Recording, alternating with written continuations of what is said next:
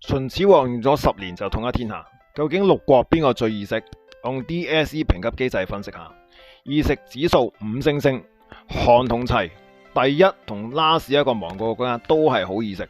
韓國呢一直係7個裏面最弱，被內侍藤領兵係接收嘅啫，一場似樣嘅戰爭都冇打過，但係都算啦，佢係小國情有可原。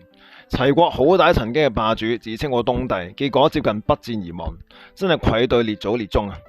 然之後啦，易食程度5嘅就係燕魏兩國，因為要打下仗打下仗啫，韓齊呢仗都唔使打，但係對呢啲仗呢，對秦國嚟講呢練習級嚟嘅啫。燕軍呢接觸秦軍呢就好似豆腐掂到把刀一樣啊，非常易。魏軍呢其實都好渣嘅，但係勝在呢首都大梁城夠堅固，搞到秦軍要麻煩少少，要引黃河水灌城呢3個月先攻得入。最辛苦咧係擔抬嚟，都起碼要辛苦秦軍先啦吓。咁跟住啦，易食程度3level 3係咩呢？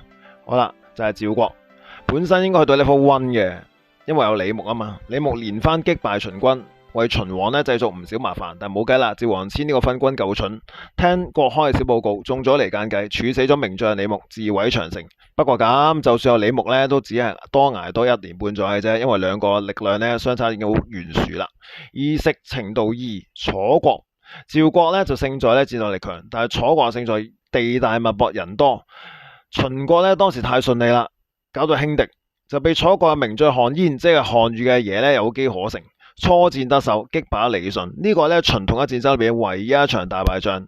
最後呢搞到呢老將王翦要出山，要晒啦呢出晒秦國60萬軍隊先勉強打得贏，代價呢係逼到呢項燕自殺。20年後呢秦國人就知味道啦，一代戰神項羽呢就要為家族報仇。總結啦，最易食呢就係韓齊，然之後呢燕魏，趙楚係最難放入口咬。咁呢請大家繼續訂閱 Gary Sir Channel，祝大家 DSE 中史科考試